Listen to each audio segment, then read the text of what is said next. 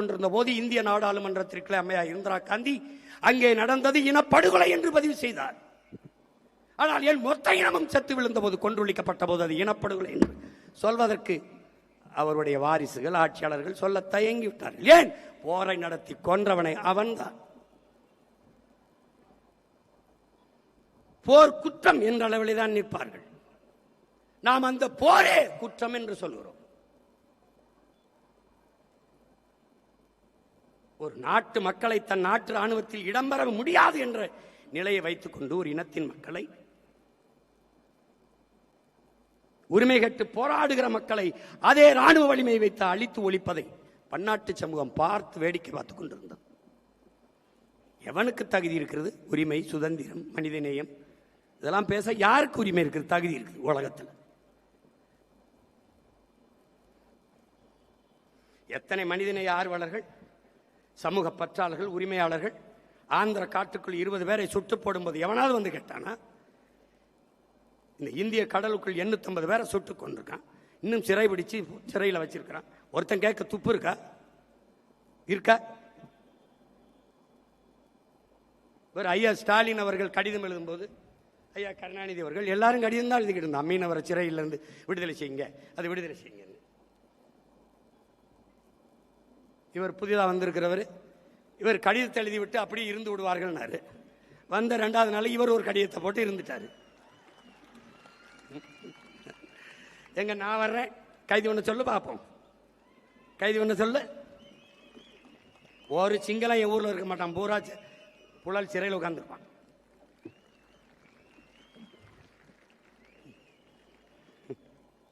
அவனுக்கு தெரியும். அதனால இவனை எப்படியும் வரவிட்டக்கூடாதுன்னு நினைக்கிறான். ஏன்னா இந்த கட்சி மட்டுமா, கார்பரேட் கூட்டாண்மை முதலாளிகள் நம்மளை வீழ்த்துவ நினைப்பார்கள், துடிப்பார்கள். வந்தா மலையை தொடவிட மாட்டான், குவாரியை தொடவிட மாட்டான், மணலை தொடவிட மாட்டான், நீரை விற்காத வெளியில போ, தண்ணி விற்பனைக்கு இல்லைம்பா, பள்ளியை தரம் உயர்த்துவான், கல்வியை தரம் உயர்த்துவான், மருத்துவமனை தரம் உயர்த்துவான், நம்ம வியாபாரம் படுத்துறோம். இது தெரியாதா? நான் 5 விழுக்காட்டு முதலாளிகளுக்கு வந்தவன் அல்ல, 95 விழுக்காடு என் மக்களுக்காக வந்தவன்.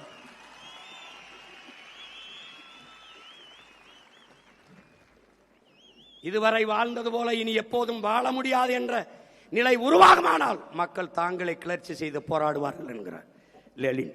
அது நடக்கும். தண்ணி கிடைக்காது, சோறு கிடைக்காது, வேலை கிடைக்காது.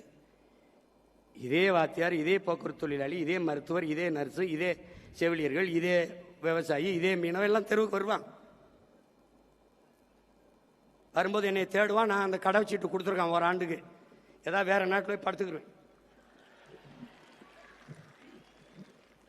ஆமா, பேட்டி போப்பாங்க, போப்பா தூரத்து. எளிதாக கிடைக்கிற எந்த பொருளுக்கும் மதிப்பு தெரியாது. கேட்குற போதெல்லாம் மதிச்சு பேசிட்டு இருந்தோம்ல. ஒண்ணுமே பேசாதவரை கொண்டாடுறது, பேசுறவனை துண்டாடுறது. அவரை அப்படிதாங்க பேசிட்டு பாருங்க. எப்படி நீ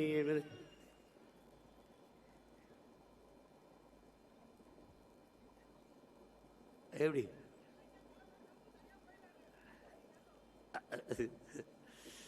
அதனால அப்ப அழித்தொழிக்கப்பட்ட ஒரு இனம் அழித்தொழித்த இனத்தோடு இணைந்து வாழ்வது சாத்தியமில்லை என்ற நிலையை உருவாக்கணும். இதுதான் இறுதி தீர்வு. நமக்கு தவிர நமக்கு வேற தீர்வு இல்லை. இறுதி இலக்கு அதுதான். இவன் சொல்லுவான் 13வது சட்ட திருத்தம், அது இது என்ன திருத்தம்னு சொல்லு, ஒன்றும் தெரியாது. வடகிழக்கு மாகாணங்களை இணைச்சு ஒரு மாநில உரிமை கொடுக்கிறது. அதில் 15வது சட்டத்தை வரைவு என்ன? முழு அதிகாரம் ஆளுநருக்கு. ஆளுநர் நியமிக்கிறது யாரு? சிங்கள அரசு. ஆளுநருக்கு முழு அதிகாரத்தை கொடுத்துட்டு நம்ம மாநில 2 இதை இணைச்சு என்ன பண்ண போற? அதனால இங்க ஒன்னத்துக்கு உதவாத ஆளுநர் உட்கார்ந்துக்கிட்டு படுத்துற பாட இங்க தாங்க முடியல, தமிழ்நாட்டிலே தாங்க முடியல. இங்கேயாவது காவல்துறை உரிமை இருக்கு, காணியை வாங்கி விற்கிற உரிமையாவது இருக்கு. அங்க அதுவும் இல்லை, அந்த உரிமையும் இல்லை. அதனால நமக்கு இருக்கிறது ஒரு பொது வாக்கெடுப்பு. இப்ப நம்மகிட்ட அதிகாரம் இல்லை, அதனால நம்ம பேசிக்கிட்டே இருக்கோம். அதிகாரம் வந்தவரும் அதை நோக்கித்தான் நகர்வு. அனைத்து உலகங்களும் பயணம் செய்து என் அன்பு சொந்தங்கள் எல்லாம் ஒன்றிணைத்து பன்னாட்டு சமூகத்தில் முறையிட்டு ஒரு பொது வாக்கெடுப்பு, ரெஃபரண்டம். எப்படி கிழக்கு தைமர் மேற்கு தைமர், அண்மையில் சேர்பியா கொசோவா, அண்மையில் தெற்கு சூடான் பிரிந்தது போல பொது வாக்கெடுப்பு. ஒரே இலங்கைக்குள் வாழ்கிறீர்களா அல்லது தனித்தமிழ் ஈழமாக மீள்கிறீர்களா?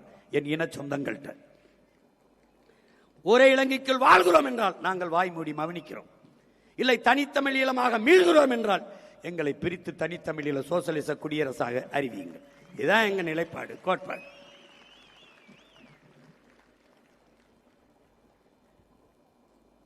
அதை நோக்கிய பாய்ச்சலுக்கு தான் நமக்கு இருக்கிற கடைசி வாய்ப்பு தான் அரசியல் தீர்வு.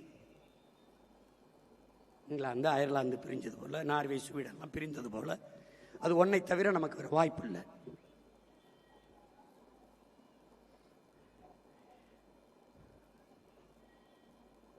இங்கே 35 ஆண்டுகளாக ஒரு தலைமுறையை தாண்டி வாழ்கிற என் இன சொந்தங்கள் இந்த நிலத்திலே, தமிழர் தாய் நிலத்திலே 2 லட்சத்திற்கும் மேற்பட்ட ஏதிலிகள் என் இன சொந்தங்கள் இருக்கிறார்கள். அவர்களுக்கு இவர்கள் குடியுரிமை கொடுப்பதில் என்ன பிரச்சனை பாருங்க. திபெத்தியனுக்கும் இந்த நாட்டுக்கும் ஏதாவது சம்பந்தம் இருக்கா? தலாய் லாமா தலைமையில் இந்த திபெத்தியனுக்கு குடியுரிமை கொடுத்து, வணிக வளாகம் கொடுத்து, திரையரங்குகள் கொடுத்து, பள்ளி கல்லூரிகளை கொடுத்து, எல்லாம் கொடுத்து இந்த நாடு அங்கீகரிக்குது திபெத்தியனை. இந்த நாடு நாடாவதற்கு முன்பே நிலைத்து வாழக்கூடிய பூர்வீக மக்கள் நாங்கள்.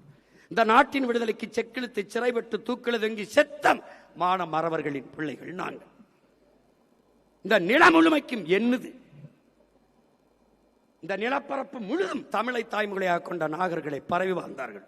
அறிவாசான் அண்ணல் அம்பேத்கர். தெற்காசிய முழுமைக்கும் பரவி வாழ்ந்தவர்கள் தமிழர்கள். மற்ற இனங்கள் எல்லாம் வந்து குடியேறியவர்கள். டோனி ஜோசப், ரிச்சர்டு மார்டினும் ஆய்வு கட்டுரையிலே நிறுவுகிறார்கள். அப்படிப்பட்ட ஒரு இனம், இந்த நிலத்திற்கும் சிங்களனுக்கும் என்ன சம்பந்தம் இருக்கிறது? அவன் நண்பன் என்றால் நான் யார்? நான் யார்? சொந்த நாட்டு மக்களை சிறைபிடிக்க விட்டு, சுட்டுக் கொள்ள விட்டு வேடிக்கை பார்க்கிற நாடு வெக்கமல்ல? வெக்கமல்ல? குஜராத்தில் ஒரு மீனவனை பாகிஸ்தான் ராணுவம், கடற்படை ராணுவம் கைது செய்து கொண்டு வருவது விரட்டி போய் மீட்டுக் கொண்டு வர இந்திய கடற்படை ராணுவம் என் மீனவர்களை கைது செய்யும்போது வேடிக்கை பார்த்து நிற்க காரணம் என்ன? என தமிழன். அவனுக்கான அதிகாரம் நிறுவப்படவில்லை. இப்ப நிறுவப்பட்ட அதிகாரம் அவனுக்கானது இல்லை. இங்க சிக்கல் அதுதான்.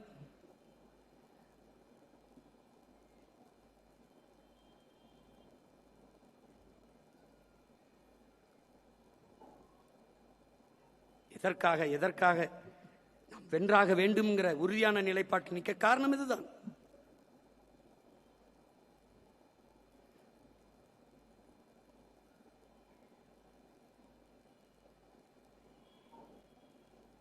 இன்னைக்கு வரைக்கும் அந்த கச்சத்தீவை கொடுத்த நிலத்தை திருப்பி எடுக்க முடியல.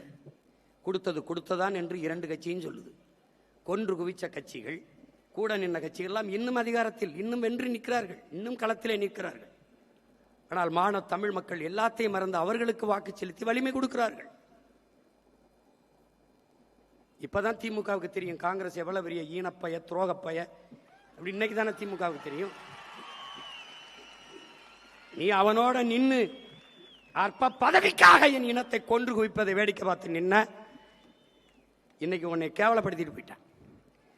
ராகுல் காந்தி ஐயா, ஸ்டாலின் கூட ஒரே மேடையில் ஏறல, உன்னை அவமதித்தார் உங்களை. ஆனால் பதவி ஏற்புக்கு பக்கத்தில் இருந்து பல்லிடிச்சுக்கிட்டு இருக்காப்ல. அந்த 5 சீட்டு அற்ப சீட்டு திமுக காரன் போடலைன்னா மான ரொத்தோட இருந்தான தோத்து போய் வெளியில் நின்றுப்பான். போட்டவனை வெள்ள வச்சு அங்க போய் அவன் நிக்கிறாப்ல. பதவி இருக்கும்போது தீய சக்தியெல்லாம் தூய சக்தியா மாறிடுச்சு. வந்துட்டாப்ல. தீய சக்தியின் வாக்க வாங்கி எங்க ஊர்ல கீரை ஆகும், கீரை சாறு ஆகாதும்பாங்க. புரியுதா? கீரை சாப்பிடுவான், கீரை சாறு குடிக்க மாட்டேன். திமுக ஆகாது. திமுகவால ஓட்டு வாங்கி ஜெயிச்சு வந்த எம்எல்ஏலாம் ஆகும். இந்த தோல்வியும் இந்த அவமானமும் திராவிட முன்னேற்ற கழகத்துக்கு நிகழ்ந்ததில் எனக்கு பெருமை, மகிழ்ச்சி.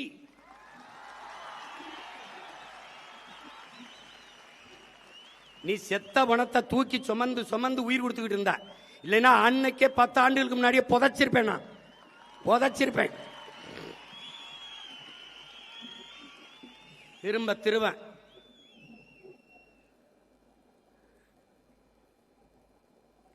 கொடுமை கொடுமை. எப்பமா போதிக்கும் போது புரியாது, பாதிக்கும் போதுதான் புரியும்.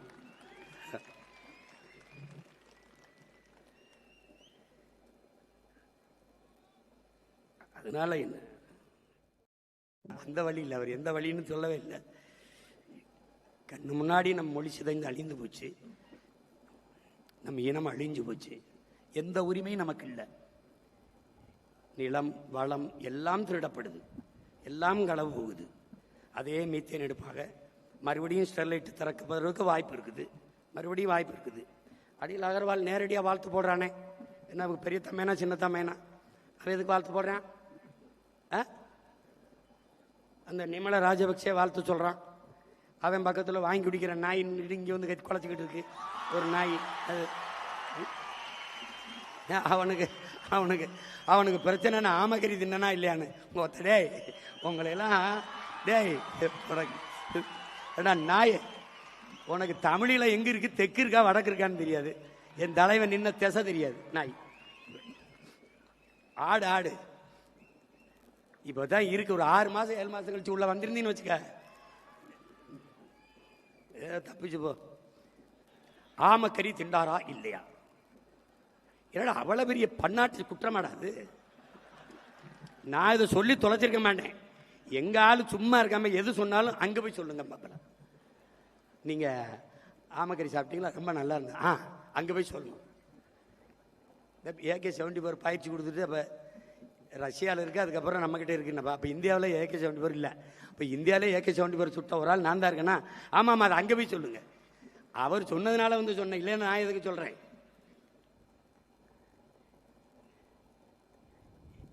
பெரிய அதனால தான் இந்த நாட்டில் விலைவாசி ஏறி போச்சு, பசி பஞ்சம் வந்துருச்சு. அவர் ஆமக்கறி சாப்பிட்டு விட்டாருங்க. நாய் கொஞ்ச நாள் பேசிக்கிறீங்கடா.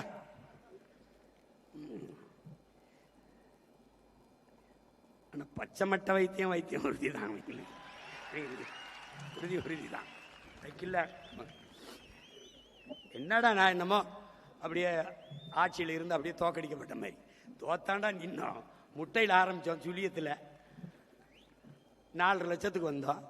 அப்புறம் 18 ஆகணும், அப்புறம் 30 ஆனோம், அப்புறம் 36 ஆகணும், இப்போ 20 ஆயிருக்கோம். நாளைக்கு 1 கோடியே 80 ஆகிறோம். என்னடா கெட்டு போயிருது? என்ன ஆயிருது? நாய் வேயெல்லாம் அழும்போது நாங்கள் 4 வச்சிருக்கோம், 40 ஆக முடியாத. உயர்ந்த நோக்கமும் லட்சியம் கொண்ட பிள்ளைகள். நீ தேடுவ, என்னை தேடுவ, என்னை தேடுவ.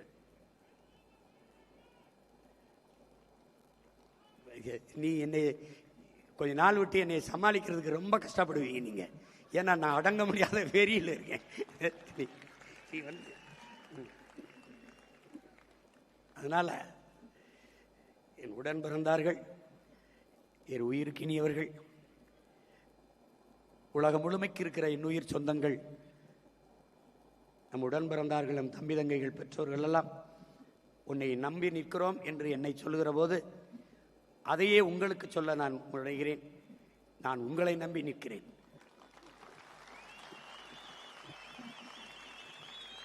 என்னுடைய அசைக்க முடியாத அடர்த்தியான நம்பிக்கையை நீங்கள் தான். நாம் ஒவ்வொருவரும் பெரு நெருப்பாக பற்றி எரியணும். ஒருவர் 10ஆவும் 10 100ஆவும் பகைவர் நடுங்கும் படையாவேம் என்கிற கோட்பாடு அப்படியே இருக்கிறது. வேலையை சிறிதாக்கி வெற்றியை எளிதாக்க வேண்டும். என் அன்பு பிள்ளைகள், இந்த களத்தை இதுவரை நடந்தது கடந்ததை அழித்து விடுங்கள். இன்றுதான் 2010 மே 18 இதே நாளில் நாம் மதுரையில் தொடங்கியதை இன்று நம்முடைய தாத்தா தனித்தமிழ் அடிகளார் மறைமலை அடிகள் திடலிலே அவருடைய பெயரை தாங்கி இருக்கிற இந்த நகரிலே நாம் இன்று தொடங்குகிறோம். இன்று புதிதாக பிறக்கிறோம் என்ற புத்தெழுச்சியை நாம் தமிழர் என்கிற அரசியல் புரட்சி படை இன்று தொடங்கப்படுகிறது, இந்த நொடியிலிருந்து தொடங்கப்படுகிறது என்ற புதிய உற்சாகத்தை நீங்கள் அடையும். 15 ஆண்டுகள் ஆகிவிட்டது. 10 ஆண்டு கால தேர்தல் அரசியல் எல்லாத்தையும் கழித்து விடு, மறந்து விடு. இந்த இடத்தில் இருந்து புதிதாக பிறந்தோம் என்ற உணர்வை பெற வேண்டும். உனக்கு சோர்வு வருதா? சோர்வு வருதா? தனியா இருந்து நமச்சிவாய வாழ்க நாதந்தாள் வாழ்க என்று நம் ஈசனை, நம் சிவனை வழிபடுவது போல, பக்தி திரு முத்து திருநகை முருகனை பாடுவதை போல பிரபாகரன் பிரபாகரன் பிரபாகரன் என்று 10 தடவை சொல்லு.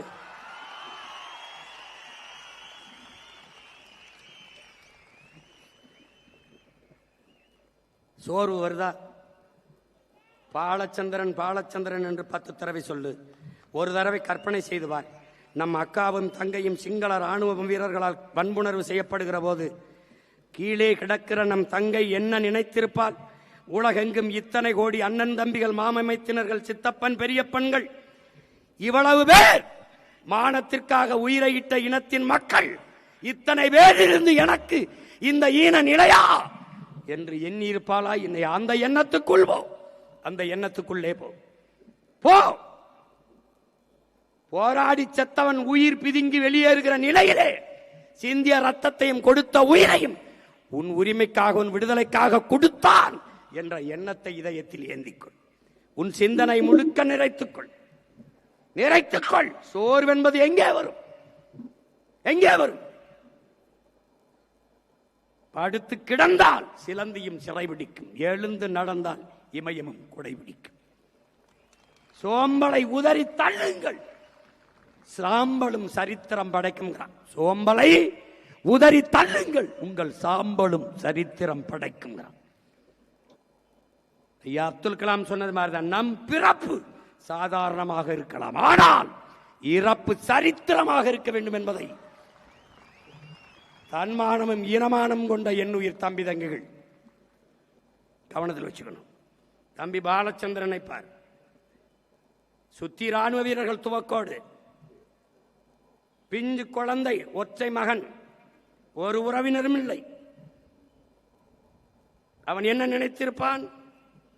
எத்தனை சித்தப்பன், எவ்வளவு பெரியப்பன், எவ்வளவு மாமன் மைத்துனன், என்ன அத்தா அக்கல, எவ்வளவு அக்கா தங்கை, யாருக்காக என் அப்பன் நாடு கட்டு போராடினான், யாருக்காக என் அண்ணக்கா எல்லாரும் உயிரை கொடுத்தார்கள்,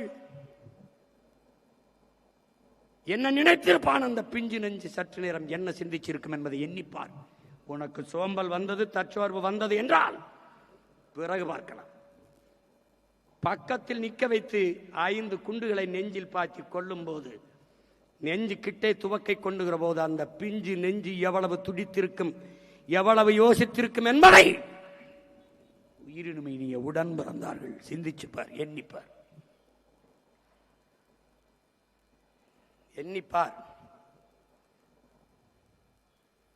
கால்களை இழந்து, கைகளை இழந்து, விழியை இழந்து, உறுப்புகளை சிதைய கொடுத்து களத்திலே நின்றார்களே நம் வீரர்கள். யாருக்காக? எனக்கு கால் இல்லை, பரவாயில்லை, சுதந்திர தாயகத்தில் என் உடன் பிறந்தார்கள் சுதந்திரமாக நடக்க வேண்டும் என்பதற்காக. எங்கள் கண்கள் சிதைந்து போனது, ஆனாலும் பரவாயில்லை, விடுதலை பெற்ற தாயகத்தை எங்கள் பிள்ளைகளின் கண்கள் பார்க்கட்டும் என்பதற்காக. கைகள் இல்லை, இதற்காக. எங்களுக்கு இல்லை, பரவாயில்லை, எதிர்காலத்தில் என் இன பிள்ளைகள் விடுதலை பெற்ற நாட்டிலே பறக்கிற என் தேசிய கொடியை விண்ணுயர பறக்கிற போது கைதட்டி மகிழட்டும் என்பதற்காக. இது எல்லாவற்றையும் மறந்து கடந்து போனால் நீ சுடுகாட்டில் இறந்து கிடக்கிற பிணத்திற்கொப்பானவன். எனக்காக செத்தவனை நான் மறந்தால் நான் இறந்த பிணத்தினும் கேவலமானவன். திரும்ப திரும்ப சொல்கிறேன், நாம் பாதியிலிருந்து, அதிலிருந்து, இதிலிருந்து தொடங்கல, ஒரு புள்ளியிலிருந்து தொடங்குகிறோம். உன் தாய்மொழியை நீ ஆனாவிலிருந்து எழுத வேண்டும். அழிந்து போனது, உன் இனம் செத்து போய்விட்டது. தமிழர்கள் என்று இங்கு யாரும் இல்லை. இருந்திருந்தால் நாம் ஏன் இவ்வளவு கஷ்டப்பட போறோம், இவ்வளவு போராடி கொண்டிருக்கிறோம்? இங்க யாரும் இல்லை. எல்லாம் முடிந்து போனது. ஒரு சுடுகாட்டில் நின்று கத்திருந்தா கூட 10 பிணத்தை எழுப்பியிருக்கலாம். இந்த இனத்திற்கு முன்பு 15 ஆண்டுகளாக நான் பேசியது விட்டுவிடாதே.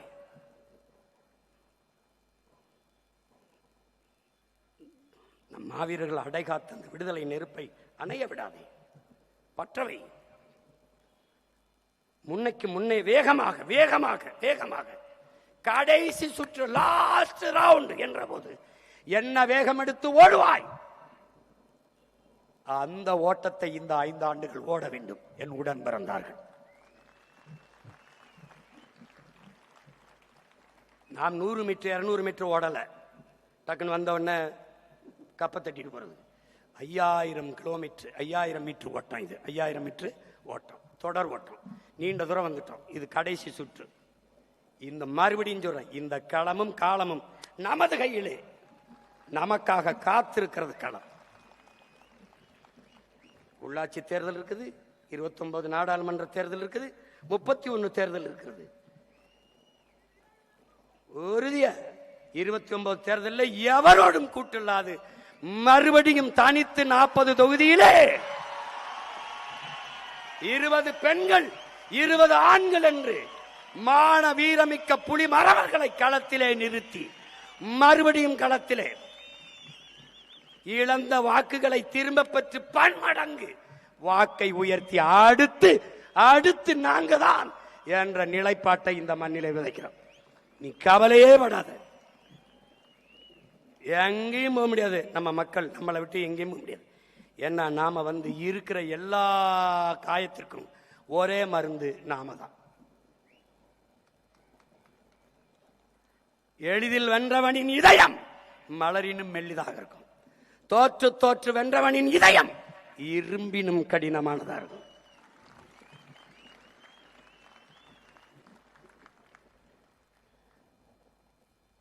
அதனால கவலைப்படாம இரு. ஆனா ஒண்ணு, அண்ணன் சொல்றத மட்டும் கேட்டு.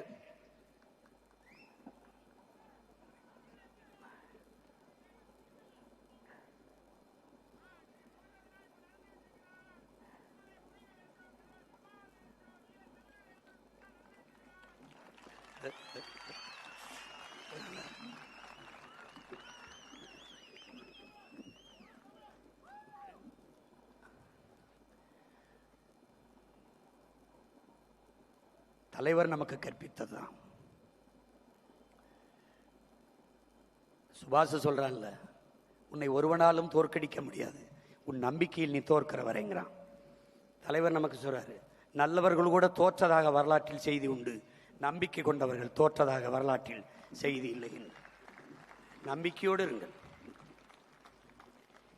நம்பிக்கையோடு இருங்கள். வெற்றி மிக அருகில் இருக்கிறது. இப்போ வெற்றி நம்மை தேடி ஓடி வந்து கொண்டிருக்கிறது. நம்பிக்கையோடு இருங்கள், வெற்றி நம்மை தேடி ஓடி வந்து கொண்டிருக்கிறது. நாம் பேசினோம், வெற்றியை தரவில்லை. இனி பேச மாட்டோம், வெல்வோம். தரும் பேசிட்டோம். நம்ம பேசலைன்னா பழைய பேச்ச கேட்க தொடங்குவோம். படம் படமாக போட்டு காட்டினேன், இப்படி வேலையை கொடுப்பேன், இப்படி கல்வியை கொடுப்பேன், இப்படி இதை கொடுப்பேன், இப்படி நீரை பெருகுவேன், இப்படி விவசாயத்தை. அவனுக்கு இது புரியல. மறுபடி இந்த ரீரிலீஸ் பண்ணுவாங்களா, அப்படி மறு ரிலீஸ் பண்ண முடியுது. போட்டு பாரு, கேரளாவில் இருந்தெல்லாம் பேசுறான். ஏப்பா என்னப்பா அவருக்கு போடாம விட்டீங்க அப்படின்னு. பார்த்துக்கிறோம். அதனால இந்த நாள் நமக்கு ஒரு புதிய நாள் தான், உற்சாகமான நாள் தான். நம்ம இப்ப கட்சி ஆரம்பிச்சு விரைவில் ஆட்சியை பிடிப்போம், அவ்வளவுதானே. இப்ப கட்சி ஆரம்பிச்சிருக்கோம், விரைவில் ஆட்சியை பிடிப்போம்.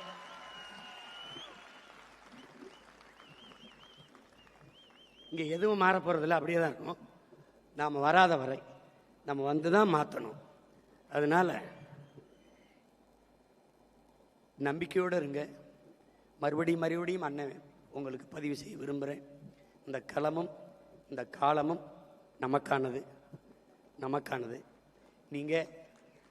நீங்கள் எதுவுமே இல்லை என்றாலும் நமக்கு சத்தியம் இருக்கிறது, சரித்திரம் இருக்கிறது.